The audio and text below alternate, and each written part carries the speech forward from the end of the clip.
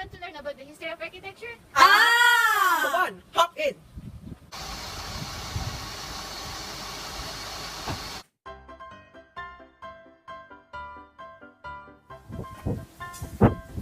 What's this?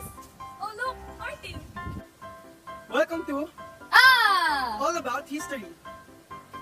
Today we will discuss the early Christian architecture. Number 1. All roads lead to Rome and Christianity to become universal.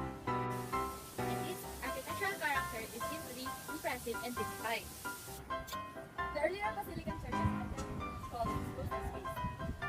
And crowned by an entablature which supported by a main wall and rested on a wooden roof. But as time passes, the columns are separated, but the semicircular arches are supported.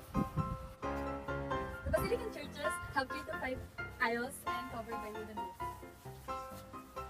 It is a special type of style as opposed to the vaulting style of the Byzantine era. In which a similar dome is placed over the square space by means of pententile. Roman halls of justice were copied by early Christians for their place of worship.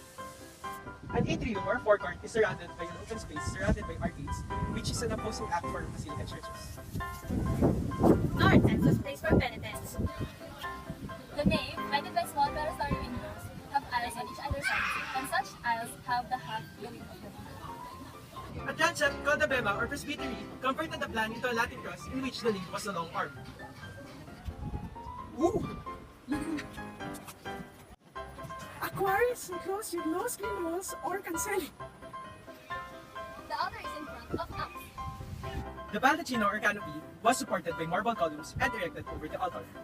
Example is the Basilican Church of St. Peter, built on the site of Carthage, St. Peter, here in the Circus of Nero. Theological influence. The ruins of the Roman buildings provided quarry where materials were obtained. This influenced the style for construction, decoration for columns, and other architectural. Religious influence. Christianity spread rapidly and was an important factor in the development of Christian architecture and inspired the buildings of some greatest architectural monuments. Constantine and Licinius issued their celebrated Edict of Milan, giving Christianity equal rights with other religions, and Constantine made it the official religion. Early Christian architecture, the final phase of Roman architecture, following the adoption of Christianity in the state of religion by Constantine. Cathedral is a Christian church that contains the seat of bishop. On the other hand, a chapel is a holy place or area of worship for Christians, which may be attached to an institution such as large church, a college, a hospital, a palace, a prison, or a cemetery. Important features. There were usually 3 to 5 aisles covered by a trussed roof. Uses long roofs with red columns from entry to sanctuary for a long church appearance. On Arc of Triumph, transition to death to life eternal, gave entrance to sanctuary with high altar at the corner. And lastly, a mosaic decoration for interiors that separate the building from the facade.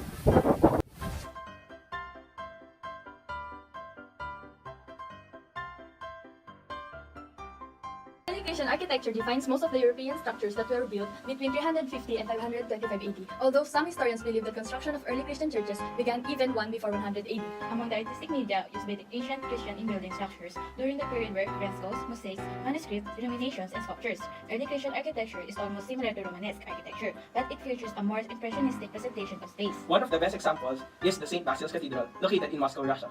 St. Basil's Cathedral is one of the most outstanding and remarkable monuments of old Russian architecture. In the 16th century, the tourists admired the beauty of the cathedral, and for the Russians, it became the symbol of native history and culture. Now, we learn some history. All about history!